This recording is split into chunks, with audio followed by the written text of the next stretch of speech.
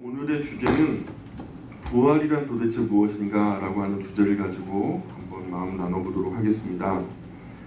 부활이란 무엇인 것 같아요? 부활이란 단어는 기독교 바깥에서는 별로 익숙하지 않은 단어 같아요. 기독교 안에서는 많이 부활, 심지어는 부활절도 있잖아요. 근데 그 부활이라고 하는 단어가 일반적으로 많이 쓰이지는 않는 단어예요. 구약에서도 부활에 관한 기사가 많이 기록되어 있진 않아요. 그래서 내용도 흔하게 소개되지 않고 있고요.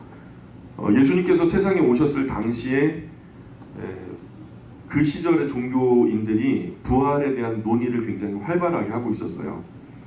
예수님 이전에 유대교라고 하는 교회는 이 부활이라고 하는 문제 때문에 종파가 두 개로 갈라질 위기가 됐어요. 그래서 부활이 있다라고 하는 사람들하고 부활이 없다라고 하는 사람들하고 양갈래로 갈라져서 하나님을 믿으면서도 부활을 믿지 않는 사람들이 있었고, 똑같이 하나님을 믿으면서 부활은 있다라고 믿는 사람들이 있었어요. 성경에 바리새파, 사두개파 들어보셨어요? 사두개파인들, 성경에 바리새파, 사두개파가 있는데, 바리새파 사람들은 바리새인들이죠. 이 사람들은 부활이 있다라고 믿는 사람들이었고, 영도, 천사도, 부활도 다 있고 심지어 천국도 지옥도 다 있다라고 믿는 사람들이 바로 바리새파 사람들이었어요. 반대로 사두개파 사람들은 부활도, 천사도, 영도, 천국도 지옥도 없다. 그냥 죽으면 끝이다.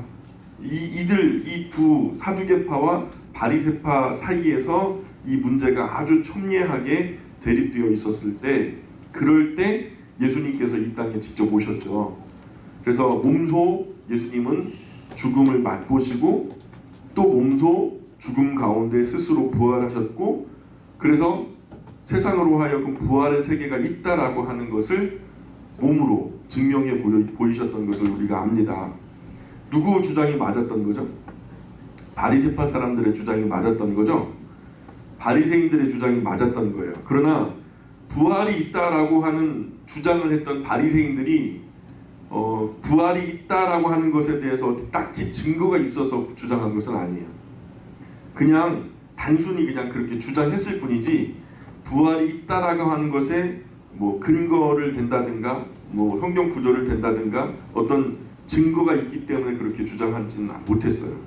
반대로 당시 종교 지도자급에 속하는 제사장 계열 사두개파 사람들은요, 부활도, 천사도, 영도, 지옥도, 천국도 없다라고 주장하면서 종교 현실주의자들, 그냥 종교는 도덕과 윤리적인 부분들, 사회를 좀 더 건전하고 사회를 좀 더 선하게 만드는 그런 역할만 할 뿐이지, 죽은 다음에 천국이 있고 지옥이 있고 천사가 있고 부활이 있고 영이 있고 이건 다 우리의 환상이다, 이렇게 주장했던 것이 사두개파 사람들인데, 이들의 주장대로 하자면은 현실 세상에서 잘 먹고 잘 사는 게 실질적인 복이죠. 현세에서 누리는 것이 최고로 귀중한 것들이죠. 그죠? 죽음 이후에 부활이나 천국이나 천사나 영이나 이런 것이 없다라고 하는 사람에게는 현재 잘 살아야지 그게 복 아니겠어요? 오늘 이런 사두개파적인 이상한 복음을 가진 분들이 그리스도인들 중에도 굉장히 많다는 거예요. 그게 참 안타까워요.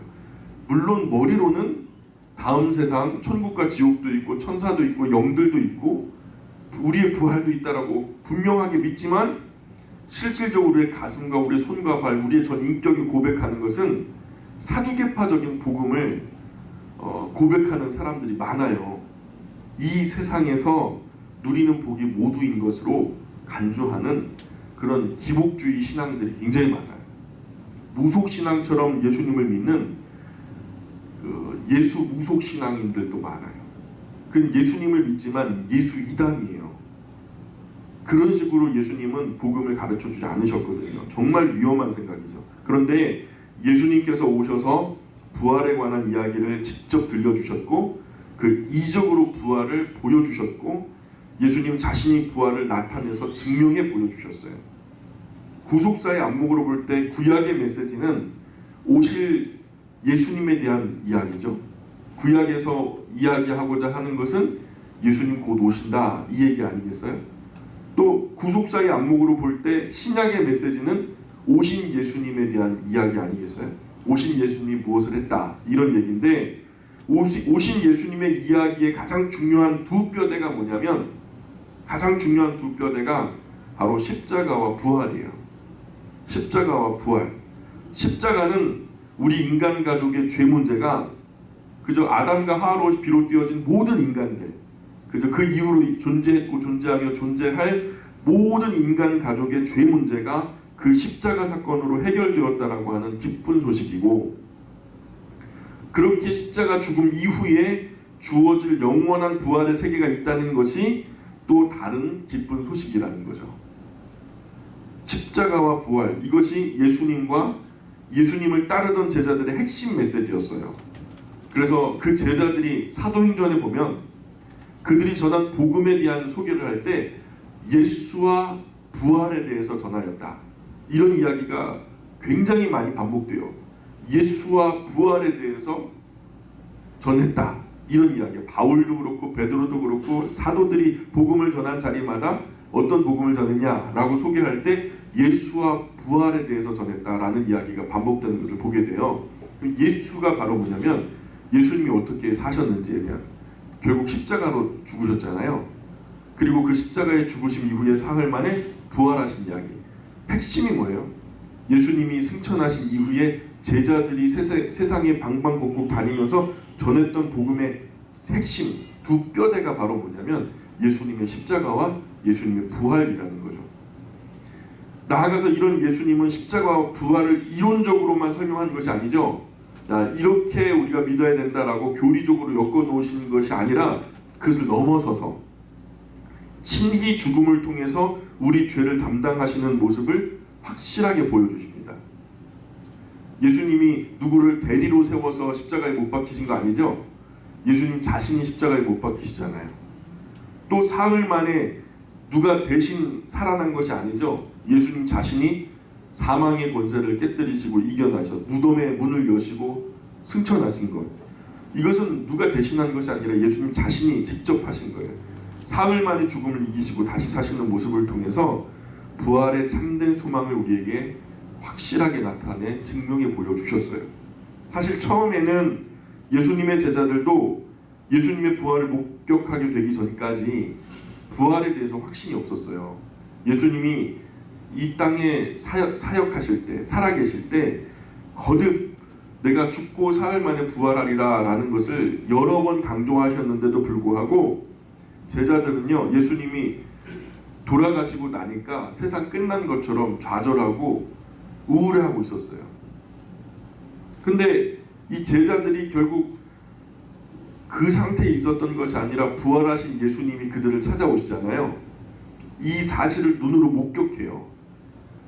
부활하신 예수님을 자기의 눈으로 목격하고 자기의 손으로 만져보고 실제로 그 예수님의 부활을 체험하고 난 다음에 제자들은요, 남은 목숨 다 해가지고 평생 동안에 순교당할 때까지 뭘 했냐면 예수님의 십자가와 부활을 전하는 사람이 되었어요. 부활하신 예수님의 모습을 목격하고 체험한 이들이 남은 평생 동안에 자기 목숨 아끼지 않고 예수님의 십자가와 부활을 광고하는 사람이 되었다는 거예요. 이 십자가와 부활은 시간을 넘어서 지금 우리에게도 굉장히 중요한 진리죠. 이거 우리 기독교의 가장 중요한 핵심이에요. 무엇보다도 중요한 소망이에요. 예수님께서 우리에게 보여주셨던 그 부활은 도대체 어떤 것일까?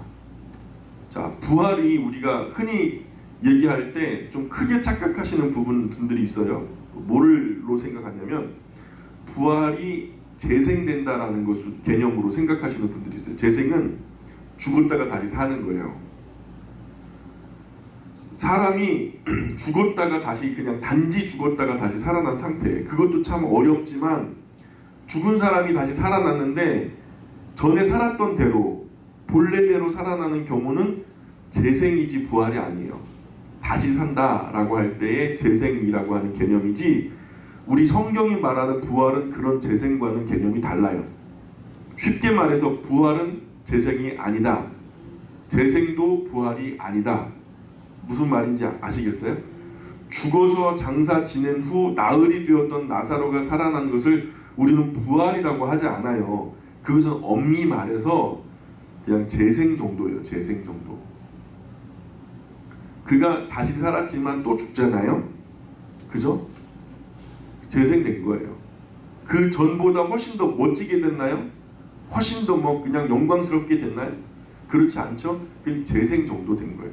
본래의 망가진 육체의 그 모습 그대로 에덴 동산에서 선악과를 따먹고 난 후에 우리 인간이 오염되어진 상태 그대로 그저 그냥 건강한 상태로 살짝 돌려놓으신 것 뿐이지 그건 재생이라고 하지 성경이 말하는 부활이라고 하는 영광의 근처도 못 가요. 다시 삶을 얻은 거죠. 하나님께서 다시 살 수 있는 기회를 주신 거죠. 그것은 부활은 아니다라는 거죠. 예수님께서 우리에게 보여주신 부활은 단지 죽었다가 다시 살아나는 그런 정도가 아니라 전혀 다른 차원의 몸으로 변화되는 거예요. 존재 자체가 달라지는 거예요. 물질과 시간과 공간의 제한을 받는 몸이 아니에요. 부활하신 예수님은 문이 잠겨 있는데요. 문이 열리지도 않았는데 그냥 순간 그 방 안에 계셨어요. 방 한가운데 그들 중에 어디로부터 왔는지도 알지 못하게 그들 중에 그냥 함께 계셨어요.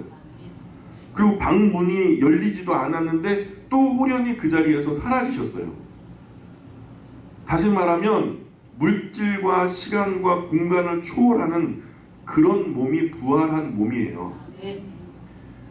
그러면 몸이 없이 영혼만 있냐? 그죠? 영혼으로서 귀신처럼 영혼만 있어서 육체 없이 다니면은 환상 속에 그럴 수 있잖아요. 또 그건 아니에요. 몸도 확실히 있어요.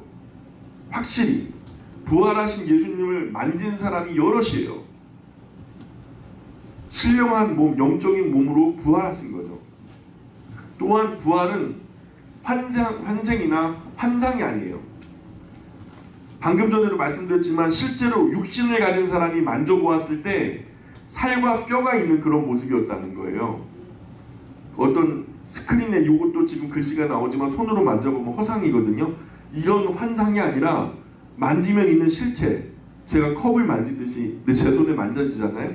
이 실체라는 거예요. 예수님도 만져진 바 됐어요. 도마도 만졌고요. 제자들도 모였던 그 로마의 박해를 피해서 혹시 예수님 죽은 다음에 우리도 잡아서 죽이려고 하는 거 아닐까 해서 숨어있는 제자들 가운데 예수님이 오셨잖아요. 그리고 예수님께서 그들에게 나타나셔서 만져진 바 되었거든요. 성경의 기록을 좀 이따 우리가 읽어보겠지만 부활하신 예수님을 눈으로 보면서도 믿지 못하고 의아해하는 제자들에게 예수님이 뭐라고 하셨냐면 일로 와.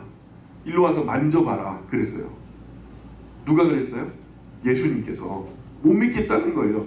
영인 줄 착각한다 했다. 그래서 예수님께서 나 영이 아니야. 여기서 말하는 영은 귀신이나 아니면 유령 이 정도로 생각하는 거죠. 고스트. 그런데 그게 아니야. 나는 부활한 실체야. 나를 만져봐라. 영은 살과 뼈가 없지만 너희들이 생각하는 유령이나 귀신은 살과 뼈가 없지만 나는 살도 있고 뼈도 있고 그렇다는 말씀을 예수님께서 직접 하셨거든요. 누가복음 24장 한번 펴보실까요?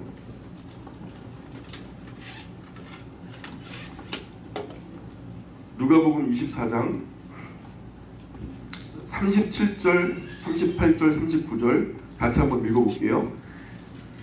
그들이 놀라고 무서워하며 그 보는 것을 영으로 생각하는지라 예수께서 이르시되 어찌하여 두려워하며 어찌하여 마음에 의심이 일어나느냐 내 손과 발을 보고 나인 줄 알라 또 나를 만져보라 영은 살과 뼈가 없으되 너희 보는 바와 같이 나는 있느니라. 이렇게 말씀하시면서 부활하신 몸을 보여주셨고 또 이리 와서 만져봐 하면서 만져보게 하셨어요. 제자들이 가서 만졌을까요? 안 만졌을까요? 만졌어요. 그리고 보라 나를 만져보라 영은 살과 뼈가 없지만 너희 보는 바와 같이 너희들 만져보는 바와 같이 나는 뼈와 살이 있다. 이 말 아니겠어요? 그죠? 그래서 부활은 전혀 다른 차원의 몸이에요. 환상이나 그림자가 아니고 영적인 뭐 그런 게 아니라 재생도 아니에요. 환상 유령 같은 것도 아니에요. 영혼이 죽으면 소멸된다라고 주장하는 이 땅 위에 있는 종교들이 있거든요. 제7일 안식일 교회라든지 여호와 증인회라든지 이런 종교들이 사람은 죽으면은 재생 안 된다는 거예요. 부활 안 된다는 거예요. 그냥 소멸된다라고 주장하는 사람들이 그들인데 예수님께서는 분명히 말해요. 영혼이 소멸되지도 않았고요. 예수님 자신이 소멸됐어요? 아니잖아요. 예수님의 정체성 그대로 있죠. 예수님은 자기가 누군지 몰랐나요? 내가 누구지? 부활하신 다음에 자기의 정체성을 잃어버렸어요? 아니죠. 자기의 정체성이 분명했어요. 내가 누구인지를 확실히 아셨단 말이에요. 내 정신, 영혼은 그대로인데 그러나 몸이 다른 차원의 몸으로 부활했다라는 거죠. 이것을 성경이 말할 때 어떤 몸이라고 하냐면 신령한 몸을 입었다라고 말해요. 신령한 몸을 입었다. 또 다른 표현으로는 영적인 몸이다 이렇게 말했거든요. 바울이 말할 때는 영적인 몸이고 그 신령한 몸, 단지 유령처럼 왔다 갔다 하고 꿈에 나타나는 그런 존재가 아니라 진짜로 살과 뼈를 가지고 있으면서 시간과 공간과 물질의 제약을 받지 않는 그런 몸이 바로 부활한 몸이라는 거예요. 세 번째로 부활은 아름다운 모습으로 변화돼요. 부활했는데 괴물이 됐어. 부활했는데 막 그잖아요. 우리 만화 영화에서 보면은 피오나 공주가 변화하니까 더 못생긴 몬스터 공주가 되잖아요. 뭐 그런 게 아니라 부활한 모습은요 우리의 상상 이상으로 아름답고 멋져질 거예요. 부활하시기 전에 예수님의 모습은 성경이 묘사하기를 굉장히 초라했어요. 사람들의 눈에 띄지 못할 정도로 굉장히 평범하고 보잘것없었어요. 이사야서 53장 2절 3절에 보니까 한번 같이 읽어볼까요? 시작! 그는 주 앞에서 자라나기를 연한 순 같고 마른 땅에서 나온 뿌리 같아서 고운 모양도 없고 풍채도 없은즉 우리가 보기에 흠모할 만한 아름다운 것이 없도다. 그는 멸시를 받아 사람들에게 버림받았으며 간고를 많이 겪었으며 질고를 아는 자라. 마치 사람들이 그에게서 얼굴을 가리는 것 같이 멸시를 당하였고 우리도 그를 귀히 여기지 아니하였도다. 분명히 이사야 선지자의 말은 고운 모양도 풍채도 없었대요. 곱다라는 것은요 사람들이 귀히 여겨줄 만한 매력적인 어떤 무슨 차밍한 어떤 구석이 없었다는 거예요. 흠모할 만한 아름다운 것들도 없었대요. 거기에 그런 평범함을 벗어나서 좀 초라하기까지 한 예수님에게 사람들은 멸시와 간고와 질고와 조롱과 핍박 그 모든 어려움까지 찌들어서 꾀죄죄한 그런 모습은 누구에게도 주목받지 못할 만큼 평범함을 넘어서 예수님이 어쩌면 하찮게 여겨졌을 수도 있겠다라는 생각이 들어요. 게다가 예수님이 왕궁에서 생활하신 건 아니죠. 그렇게 막 못생겨도 하찮아도 왕궁에 살면은 또 그 환경이 주는 메리트가 있잖아요. 근데 예수님이 왕궁에서 생활하신 것도 아니에요. 아버지 요셉 따라서 목수일을 하시면서 일반 서민이 함께 사셨던 그 모습, 대중들 속에서 특별하지 않은 그런 외모였음을 성경은 우리에게 증언하고 있어요. 그런 예수님의 부활하신 모습은 아름답기가 그냥 형용할 수 없을 만큼 정말 대단하게 아름다우셨고 매력적이었던 것 같아요. 제자들이 그 모습을 보고도 알아보지 못할 만큼 황홀하고 매력적이어서 자기랑 같이, 여러분 매력적인 사람 있으면 어떻게 여겨져요? 같이 있고 싶죠. 우리 이웃이고 싶고 심지어는 우리 가족이 됐으면 좋겠고, 그죠? 매력이 정말 충만한 사람들, 간혹 가다가 그런 사람들을 보면요, 우리 가족되었으면 좋겠어요.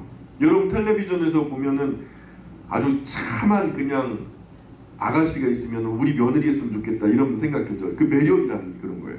아주 건실하고 그냥 아주 성실하고 진실해 보이고 아주 그냥 준수한 청년이 있으면 우리 사위 삼았으면 좋겠다. 그게 매력이라는 거예요. 매력이라는 거예요.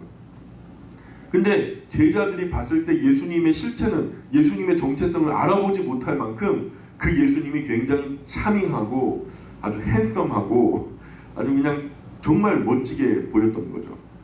겉모습으로는 거의 알아볼 수 없을 정도로 현저하게 다른 그런 모습으로 예수님께서 부활하신 거죠. 그러니까 우리 부활하면 괜찮아져요. 옆 사람을 좀 위로해 줍시다. 괜찮아, 부활하면 다 좋아질 거야. 시작.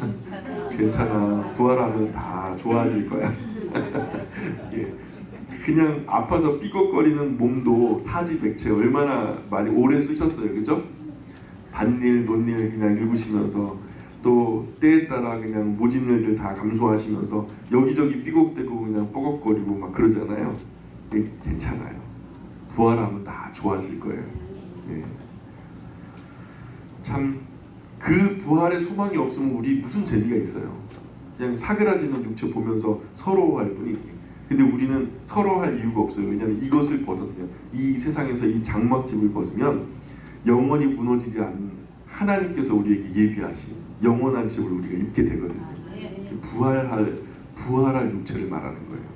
예수님이 입으셨던, 우리 앞서 우리의 큰 형님, 우리의 리더, 우리의 대표자인 예수님이 먼저 잠자는 자들의 첫 열매가 되셔서 부활의 영광을 먼저 입어주신 거예요. 그래서 너희들도 나처럼 된다라는 것을 보여주신 거죠.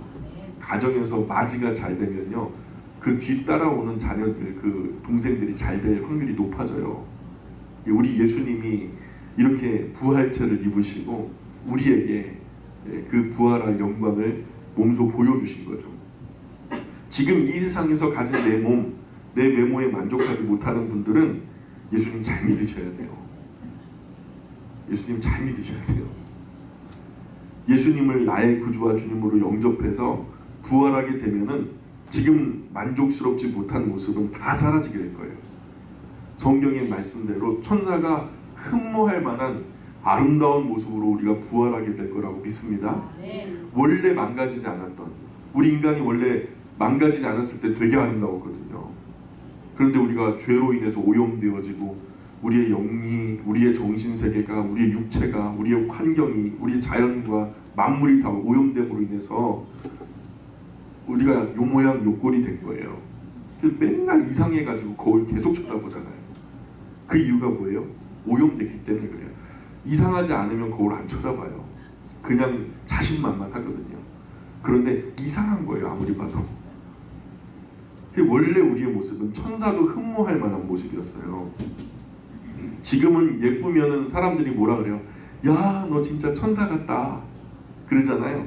나중에 우리가 부활의 육체를 입으면요, 천사들이 뭐라 그러는지 알아요?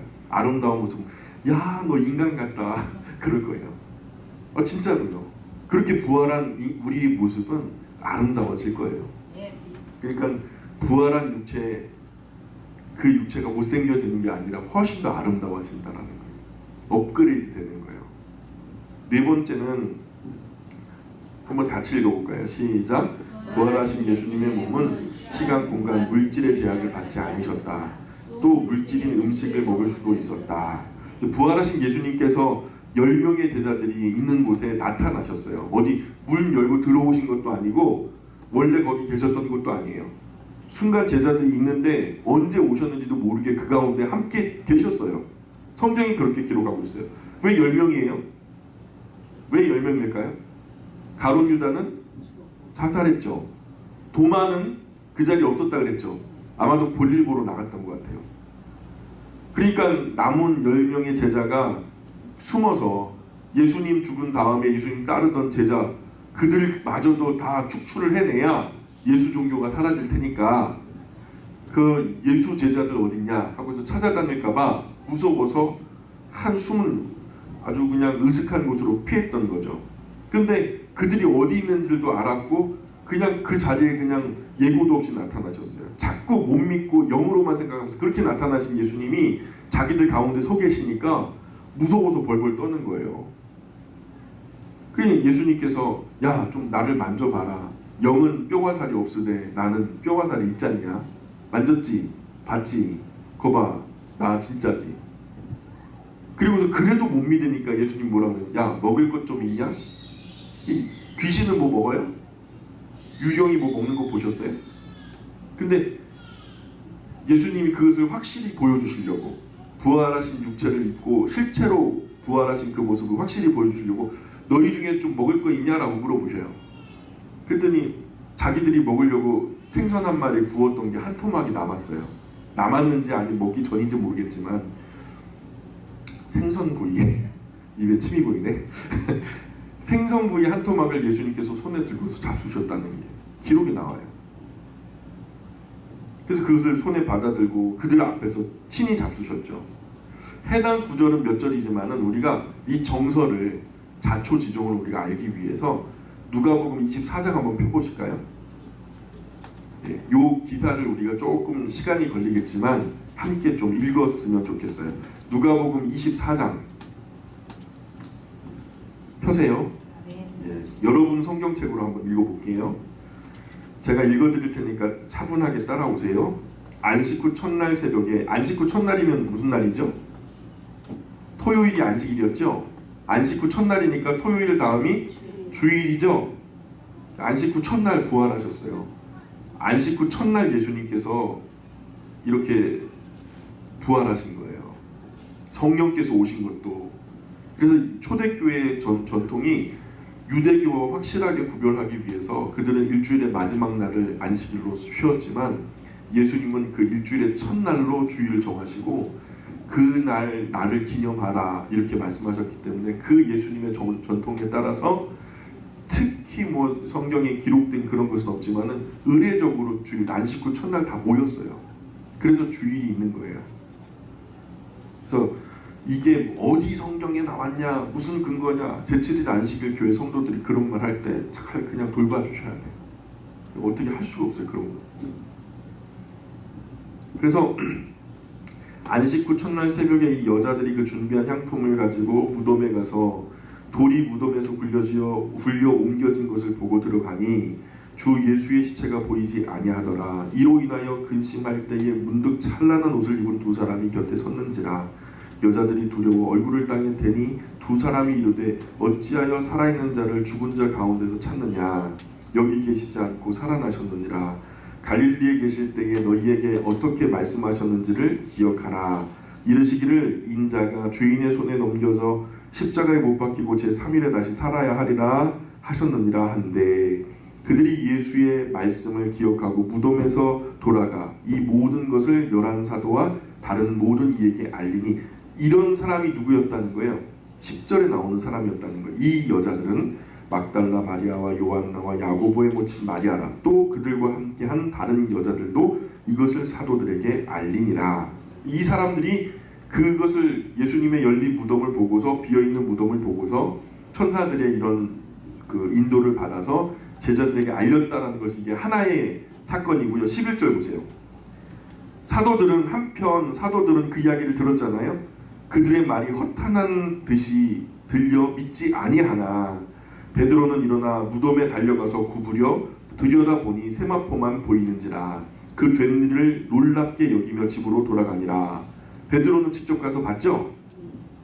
그날에 그들 중 둘이 예루살렘에서 25리 되는 엠마오라 하는 마을로 가면서 예수님이 부활하신 그날 그 사흘이 예수님이 돌아가신 지 사흘이 된 날이잖아요. 뭐 별일이 없으니까 이제 제자들은 숨어 있고 예수님을 추종하는 사람들은 전부 다 이제 예수님이 안 계시니까 사방팔방으로 뿔뿔이 흩어져서 제 갈 길 가는 거예요. 근데 이 사람 그 두 제자도요. 예루살렘에서 서쪽으로 25리면은 몇 킬로 정도 되죠? 정확하게 9.8킬로 정도 돼요. 약 10킬로 정도 되어지는 엠마오라고 하는 그 서쪽 마을이 있어요. 예루살렘에서 서쪽 마을인데 그 엠마오라 하는 마을로 걸어가는 중이었어요. 14절 이 모든 된 일을 서로 이야기하더라. 그죠? 예수님께서 사셨던 거, 고난받아 죽으셨던 거, 그렇게 무덤에 들어가신 것까지 이제 이야기하는데 15절 그들이 서로 이야기하며 문의할 때에 예수께서 가까이 이르러 그들과 동행하시나 그들의 눈이 가려져서 그인 줄 알아보지 못하거늘 예수께서 이르시되 너희가 길 가면서 서로 주고받고 하는 이야기가 무엇이냐 하시니 두 사람이 슬픈 빛을 띠고 머물러 서더라. 왜 슬퍼요? 예수님이 돌아가셨으니까. 부활하신 건 모르는 거예요. 그죠? 18절 그 한 사람이 글로바라 하는 자가 대답하여 이르되 당신이 예루살렘에 체류하면서도 요즘 거기서 된 일을 혼자만 알지 못하느냐? 예루살렘에 있는 사람들은 알았다는 거예요, 몰랐다는 거예요? 예루살렘에 있었던 사람들은 누구나 다 아는 거예요. 상식이라는 거죠. 19절 이르시되 무슨 일이냐? 이르되 나사렛 예수의 일이니 그는 하나님과 모든 백성 앞에서 말과 일에 능한 선지자이거늘 우리 대제사장들과 관리들이 사형 판결에 넘겨주어 십자가에 못 박았느니라. 이게 부당했다는 거죠. 예수님의 그 심판과 예수님을 십자가에 못 박힌 이 일이 부당했다는 거잖아요. 19절에 뭐라고 말하는데 그는 하나님과 모든 백성 앞에서 말과 일에 능한 선지자였는데 근데 우리 대제사장들과 관리들이 사형 판결을 넘겨줘 십자가에 못 박았느니라. 이게 정당하다는 거예요? 부당하다는 거예요? 부당하니까 돌아가셨다라는 얘기를 하는 거예요. 21절 우리는 이 사람이 이스라엘을 속량할 자라고 바랐노라. 이뿐 아니라 이 일이 일어난 지가 사흘째요. 또한 우리 중에 어떤 여자들이 우리로 놀라게 하였으니 이는 그들이 새벽에 무덤에 갔다가 그의 시체는 보지 못하고 와서 그가 살아나셨다 하는 천사들의 나타남을 보았다 함이라. 또 우리와 함께한 자 중 두어 사람이 무덤에 가 우리랑 함께 있었던 두어 사람이 누구요? 베드로겠죠. 베드로와 그를 따르던 어떤 사람이 같이 뛰어가가지고 아마 베드로와 요한이었을 거예요. 요한복음에 보면 아주 자세히 나오죠. 머리맡에 개어져 있는 모습까지 묘사하고 있으니까 무슨 말인지 가시죠? 그래서 두어 사람이 무덤에 가 과연 여자들이 말한 바와 같음을 보았으나 예수는 보지 못하였느니라 하거늘 이르시되 미련하고 선지자들이 말한 모든 것을 마음에 더디 믿는 자들이요. 이 예수님 말씀하시는 거죠. 그리스도가 이런 고난을 받고 자기 영광에 들어가야 할 것이 아니냐 하시고 이에 모세와 모든 선지자의 글로 시작하여 모든 성경에 쓴 바 자기에 관한 것을 자세히 설명하시니라. 그들이 가는 마을에 가까이 가매 10km 거의 다 걸어갔다는 얘기예요. 엠마오까지 10km 거의 다 걸어갔는데 예수는 더 가려 하는 것 같이 하시니 원래는 더 가려고 하지 않으셨는데 가려고 했다는 거예요. 그들이 강권하여 이르되 우리와 함께 유하사이다. 우리와 함께 지냅시다. 이렇게 말하는 거예요. 여러분 그냥 길 가다가 만난 사람 함께 함께 지내고 싶어요? 아마도 이 부분에서 제가 힌트를 얻은 거예요. 예수님이 굉장히 매력적이었나 보다. 되게 범상치 않은 모습으로 나타나셨나 보다. 굉장히 좀 존경에 맞지 않는 모습으로 나타나셨나 보다. 그 가르침이나 교훈들이 탁월하게 여겨졌을 테니까요. 그죠?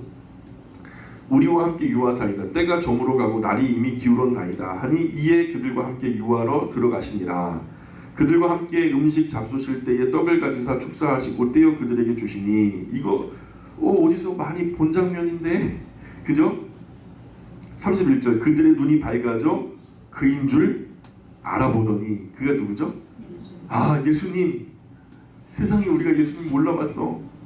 그랬는데 그때 어떻게 됐어요? 예수는 그들에게 보이지 아니하시는지라. 홀연히 사라지신 거죠. 떡을 떼어가지고 우리에게 주었는데 아 예수님 했는데 그 순간 없어진 거잖아요. 32절에 그들이 서로 말하되 길에서 우리에게 말씀하시고 우리에게 성경을 풀어주실 때 우리 속에서 마음이 뜨겁지 아니하더냐 하고 그리고서 이 사람들이요 거의 엠마오에 가까이 갔는데 어떻게 하냐면 33절 보세요. 곧 그때로 일어나. 어떤 때로? 성경 풀어줄 때 우리 속에서 마음이 뜨겁지 아니하냐 하면서 마음이 뜨거워지고 뭔가 깨달아졌을 그 당시 바로 그때로 일어나서 예루살렘으로 돌아가 보니 11제자 및 그들과 함께한 자들이 모여 있었다 그랬잖아요. 그래서 말하기를 자기들이 봤다는 거예요. 엠마오로 가는 두 제자가 말하기를 주께서 과연 살아나시고 시몬에게 보여주셨어 하는지라. 그런데 35절에 두 사람이 누구죠? 엠마오로 가던 두 제자도 길에서 된 일과 예수님께서 떡을 떼심으로 자기들에게 알려지신 것을 말하더라. 무슨 말인지 이해 가시죠? 이 말을 할 때 예수께서 친히 그들 가운데 서서 이르시되 깜짝이야. 갑자기 예수님이 어디서 나타나셨어요? 이 말을 맞아 우리도 예수님 봤어. 우리에게 막 이런저런 설명하고 우리는 그냥 지나가는 행인 줄 알고 그랬는데 그 말씀을 우리에게 전해주실 때 마음이 뜨거워졌고 떡을 떼가지고 우리에게 축사하시고 나눠주시는데 예수님 했는데 우리가 눈앞에서 사라진 거야. 우리가 그래서 부랴부랴 달려서 다시 예루살렘으로 온 거야. 글쎄 이 얘기를 하는데 그 가운데 예수님이 서 계셨다는 거예요. 그러면서 이게 좀 드라마나 영화처럼 딱 나와야 되는데 예수님이 계셨어. 그런데 짠 하고 나타나셔야 돼요. 짜잔 하고 예수님이 나타나서 처음 말이 뭐죠? 너희에게 평강이 있을지어다. 예수님께서 너희에게 평강이 있을지어다 하시니 그들이 놀라고 무서워하여 그 보는 것을 영으로 생각하는지라. 예수께서 이르시되 어찌하여 두려워하며 어찌하여 마음에 의심이 일어나느냐. 내 손과 발을 보고 나인 줄 알라. 또 나를 만져보라. 이 흐름에서 이 이야기가 나온 거예요. 제자들이 워낙 못 믿겠으니까 이거 귀신 아니야? 영 아니야? 두려워서 마음에 막 의심이 일어나는 거예요. 야, 예수님이 귀신이 돼갖고 나타나셨다. 근데 예수님은 아니라는 거예요. 내 손과 발을 봐라. 손과 발에 뭐가 있는데요? 그죠? 못자국이 있죠. 나인 줄 알아. 또 나를 만져봐. 영은 살과 뼈가 없지만 너희 보는 바와 같이 나는 있다 하면서 40절에 이 말씀을 하시고 손과 발을 보이시나. 그들이 너무 기쁨으로 보이시나. 그 행간에 뭐가 있어요? 사람들이 보기도 하고 만지기도 하고 앉기도 하고 막 그랬겠죠. 그러면서 진짜 예수님이다 하면서 41절에 그들이 너무 기쁨으로 아직도 믿지 못하고 놀랍게 여길 그때에 이르시되. 여기 지금 못 믿는 거야. 아직도 믿지 못하고, 그죠? 아직도 믿지 못하니까 예수님께서 초강수를 쓰시는 거죠. 그래서 뭐라고 그랬죠? 이르시되 여기 무슨 먹을 것이 있느냐 하시니 이에 구운 생선 한 토막을 드리니 받으사 그 앞에서 잡수시더라. 그저 예수님이 생선 잡수셨죠?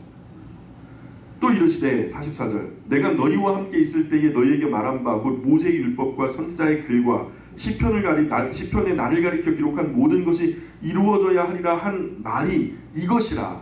이것이 뭐냐? 십자가와 부활이라는 거예요.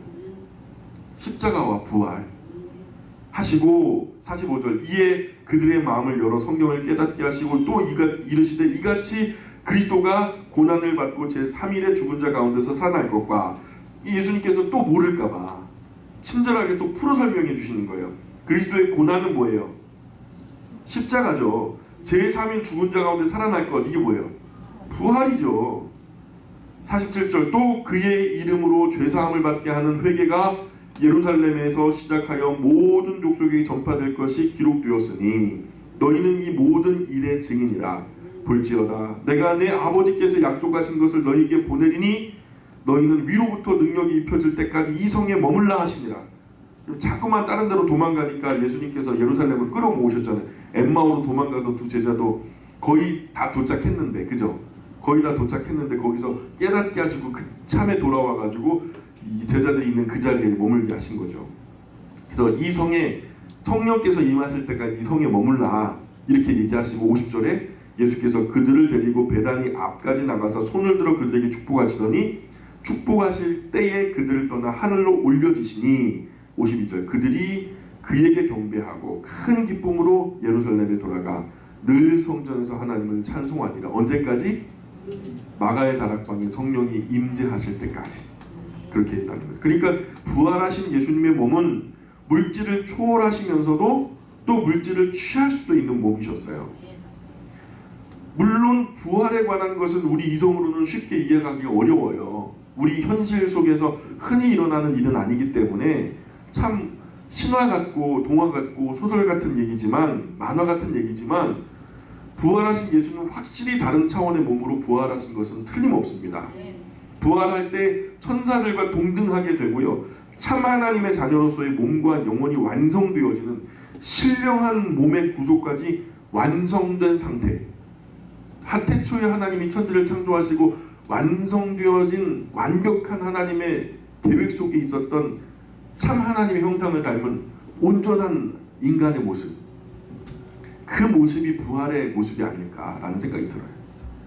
부활 때에는 의로운 삶을 산 사람들에게는 분명하게 성경은 뭐라고 하면 보상이 있다 그랬어요. 이 땅에서 이 예수 그리스도의 십자가와 부활에 관한 소망을 가지고 성경의 창세기로부터 하나님의 자녀들이 살아가야 할 삶의 방식을 고수하면서 세상과는 다르게 구별되게 거룩하게 살아왔던 사람들에게 그 의로움 때문에 핍박을 당하거나 손해보거나 어려움 당하거나 이 모든 것에 대해서 하나님께서 다 보상해 주시겠다고 약속하셨어요. 예수님의 부활뿐만 아니라 성도의 부활도요, 예수님과 같이 신령한 몸으로 부활될 것이라고 로마서 베드로전서 분명하게 말씀하고 약속하고 있어요.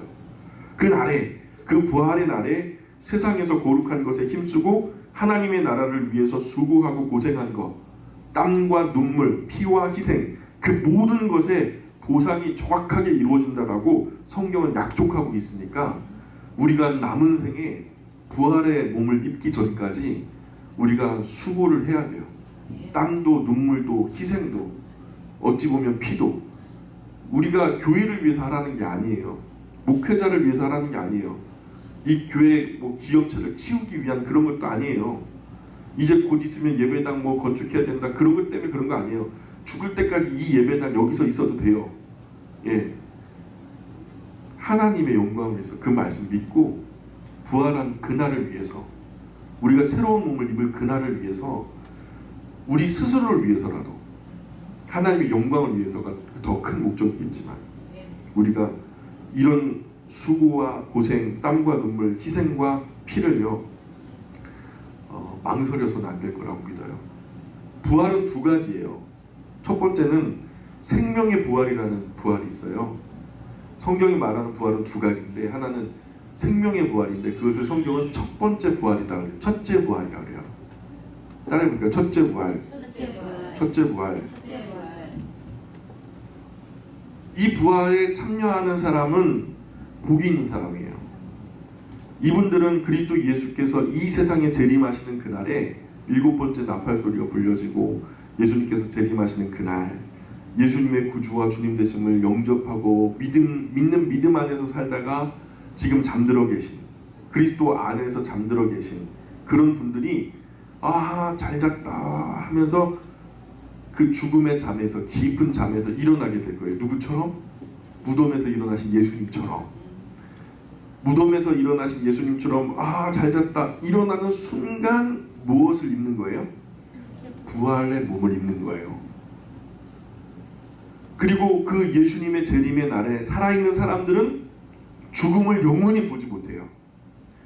죽음을 영원히 보지 않고 호련히 순식간에 살아있는 채로 하나님께서 이 껍데기 장막 걷어가시고 순간 새로운 부활의 몸으로 호련히 순식간에 바꿔주신대요. 예수님 안에서 죽은 사람들이 먼저 그렇게 되고 그 다음에 산자도 이와 같이 되리라. 그래서 부활할 때 함께 부활해서 예수님을 영접하게 돼요. 그리스도 안에서 죽은 자가 먼저 일어나겠고 그리고 산자도 호련히 부활해서 예수님의 그 인도에 따라서 어린 양의 혼인잔치에 들림받게 되는 거죠. 거기서 큰 잔치가 벌어지게 되는 거죠. 그러니까 이 부활은 영생의 부활, 생명의 부활이라고 하는, 이게 첫째 부활이라는 거예요. 이 부활에 포함된 사람은 참으로 복 있는 사람들이라고 성경이 우리에게 가르쳐주고 있어요. 우리가 다 이 첫째 부활의 주인공들이 되어야 돼요. 그러면은 첫째 부활 지나가면 둘째 부활이라도 받아야 되겠다. 천만의 말씀이죠. 두 번째 부활은 절대로 받아서는 안 되고, 두 번째 부활, 심판의 부활이라고 말해요. 둘째 부활이라고 해요. 따라해볼까요? 둘째 부활. 둘째 부활. 이것은 심판의 부활이라는 건데, 이후 1000년 동안 우리가 그 첫 번째 부활 이후에 1000년 동안 부활 없이 그냥 지나가게 돼요. 이 땅 위에 사는 사람들은 그대로 살아가요. 하나님의 진노의 일곱 대접이 이 땅 위에 부어져요. 끝까지 하나님을 거절하고 그런 진노가 임하는데도 하나님을 거절하고 하나님을 저주하고 하나님을 대적하는 사람들이 이 땅 위에 남게 되거든요. 그렇게 그 큰 환란이 있게 돼요. 이 땅 위에 있는 사람들에게. 그렇게 1000년이 어쨌든 그 일곱 대접과 더불어서 다 죽는 게 아니라 일부 조금 남아요. 변방의 민족들 중에서 몇 명이 좀 남아서 1000년 동안 번성하게 돼요. 그 1000년 후에 불신자들의 부활이 한 번 더 있게 돼요. 하나님을 믿지 않고 죽었던 사람들, 그죠? 그 믿지 않았던 사람들이 다 살아있는 건 아니죠. 그리스도 바깥에서 죽은 사람들도 있죠. 그래서 하나님을 믿지 않고 죽었던 사람들이 예수님 재림 후 1000년 후에 부활하게 되는데 이것을 둘째 부활 또는 심판의 부활이라고 성경이 얘기해요. 그래서 예수님을 믿지 않고 죽은 사람들도 결국 다시 부활되어서 최후의 심판 때 하나님의 어미하신 하얀 보좌 앞에 나아가서 최후의 심판을 받게 돼요. 1000년이 지난 다음에 예수님께서 심판의 주체자가 되셔서 보좌에 앉으셔서 좌정하셔서 심판을 보시는 거예요. 우리 하나님께서 보좌에 앉으시고 예수님께서 보좌 우편에 서 계시면서 좌편에 사탄 마귀가 있고, 그럼 거기서 이제 심판의 부활이 펼쳐지는데 예수님을 믿지 않고 죽은 사람들도 결국 다시 부활되어서 최후의 심판 때 앞에 하나님의 어미하신 하얀, 그게 요한계시록 20장에 나타나는 모습이에요. 정리하면 첫 번째 부활은 성도들의 부활이고 두 번째 부활은 불신자들의 부활이다. 예수님을 구주와 주님으로 영접하신 분들이 첫 번째 부활에 참여하게 되고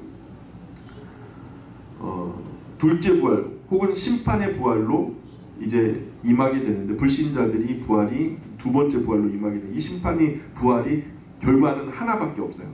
여기서 만에 하나 뭐 영생으로 옮겨지거나 아니면은 첫 번째 부활의 결과처럼 이렇게 좋은 결과가 얻어지는 것은 한 건도 없는 것으로 성경은 기록하고 있어요. 그 심판의 부활의 대상은요, 전부 다 한 명도 빠짐없이 영원히 타지 않고 없어지지 않으면서도 불 가운데서 영원히 고통받는 결과로 끝이 나잖아요. 근데 현재 육체로 만약에 우리가 유황불에 들어가면은 5분이나 살겠어요? 예? 테스트를 한번 해볼까요? 저 포항제철의 용광로 안에 우리가 몇 분이나 버틸까요? 5분도 안 될걸요? 들어가는 순간 죽을걸요? 그러니까 지금 이 육체대로 불과 유황으로 타는 그 못에 들어가면 타져서 없어져요. 소멸돼 버리고 말아요. 그러니까 우리가 그 심판을 받게 될 몸도요, 두 번째 부활체가 되는 거예요.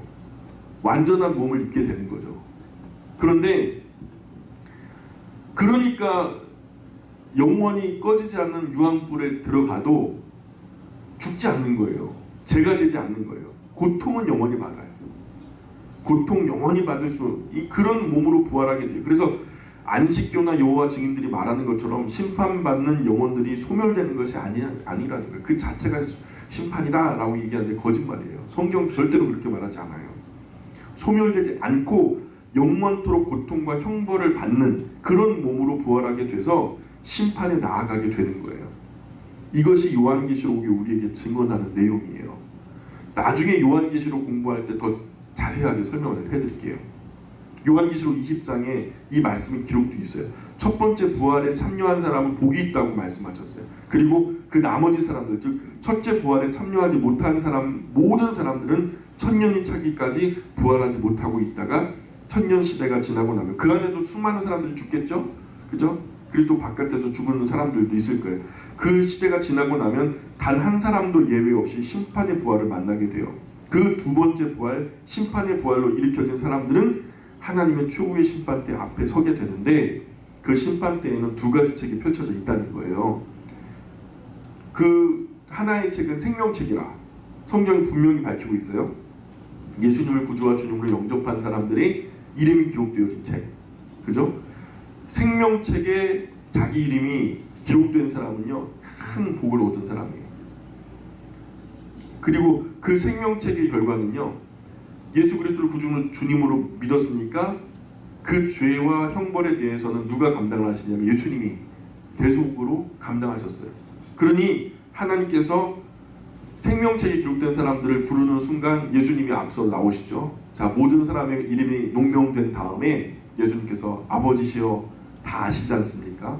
제가 이 사람들, 나를 구주와 주님으로 영접한 이 사람들의 죄와 허물을 담당하기로 하고 제가 십자가의 형벌을 받았고 또 그 안에서 부활했으니 아버지시여 저를 통해서 바라봐 주십시오. 그러면 어떻게 돼요? 예수님 뒤에 선 예수님을 구주와 주님으로 영접했던 모든 사람들이 함께 심판의 그 형벌 앞에서 건너편으로 이렇게 크로스 오버하게 되는 거예요. 건너가게 되는 거죠. 그리고 이제 남은 사람들을 심판하게 되는데, 그 남은 사람들은 무엇을 근거로 심판하게 되냐면 자신들이 평생 살았던 행위를 근거로 심판을 받게 돼요. 그래서 생명책 바로 옆에 있는 책은 행위책이라고 해요. 행위책. 행위책에는 뭐가 기록되어 있어요? 태어나는 순간부터 죽는 순간까지 내가 행동했고 생각했고 의도했고 또 그죠? 모든 생각과 마음, 의도, 행위가 다 기록된 책이 바로 행위책이에요. 근데 여러분 우리가 태어나는 순간부터 죽는 순간까지 온전히 선하게 사는 사람이 몇 명이나 있을까요? 성경은 없나니 단 한 사람도 없다라고 선언하고 있어요. 그러니까 이 행위책에 기록된 대로 심판을 받게 되는 사람은요, 뭐 콩알만한 죄든 바위만한 죄든 태산만한 죄든 간에 상관없이 결국 그 죄의 결국대로 심판을 받게 돼요. 영원히 꺼지지 않는 불의 연못으로 버려지게 되는 거죠. 자, 그래서 생명책에 기록된 명단은 그들의 모든 죄를 그들의 구주와 주님으로 영접한 예수님께서 다 담당하셨기 때문에 사망의 자리에서 옮겨져 생명의 자리로 넘어오게 되죠. 하나님의 생명책에 기록되지 못한 사람은 한 사람도 예외 없이 행위책의 심판을 받게 돼요. 그런데 행위책대로 심판을 받게 되는 사람은 단 한 사람도 빠짐없이 의롭다고 할 사람이 나타나지 않습니다. 때문에 그들을 향한 크고 흰 보좌에 앉으신 하나님의 마지막 판결은 불과 유황으로 타는 못에 세세토록 고통을 받을지어다. 이게 요한계시록이 말씀하는 바예요. 그렇게 우주의 중봉사적인 종말이 마침표를 찍게 될 거라고 요한계시록 마지막 뚜껑을 덮으시면서 그렇게 말씀하시고, 그리고 요한계시록이 맨 마지막에 뭐라고 말씀하시냐면 이 말씀들 위에 다른 것을 더하면 성경에 기록된 모든 저주를 그 사람에게 퍼부을 것이고 이것에 무엇을 빼면 생명책에 그 사람의 이름도 뺄 것이야 하면서, 자 19절 요한계시록 22장 19절을 보니까 만일 누구든지 이 두루마리 예언의 말씀에서 제하여 버리면 하나님이 이 두루마리 기록된 생명나무와 및 거룩한 성의 참여함을 제하여 버리시리라. 이것들을 증언하신 이가 이르시되 내가 진실로 속히오리라 하시거늘. 아멘. 주 예수여 어서 오시옵소서. 주 예수의 은혜가 모든 자들에게 있기를 바랍니다. 아멘. 이랬어요. 이게 지구 안에 있는 모든 사람, 살아왔고 살고 있으며 살아갈 모든 사람들에게 이 구원의 은혜가 있었으면 좋겠어요 하는 소망으로 끝나요. 요한계시록. 그리고서 성경책 마지막 뒷뚜껑이 딱 닫혔단 말이에요. 오늘 이 말씀을 믿는 사람들이 저와 여러분입니다. 이 믿음 또 말씀의 부활의 소망 안에서 우리가 살아 승리해서 모두 다 첫 번째 부활에 참여한 생명의 부활 주인공들 되시기를 주님의 이름으로 축원합니다. 기도합니다. 귀하신 하나님의 은혜와 사랑 감사합니다. 우리가 하나님의 말씀이 선포한 대로 믿게 하시고 믿는 대로 살게 하시고 사는 대로 열매 맺게 하여 주옵소서. 오늘도 이 늦은 밤 돌아가는 발걸음도 안전운행으로 지켜주시고 오직 하나님만 영광 받으시는 복된 남은 삶 될 수 있도록 도와주옵소서. 하나님 감사하며 예수님의 이름으로 기도합니다. 아멘. 우리 하나님께 영광의 박수. 하나님 고맙습니다.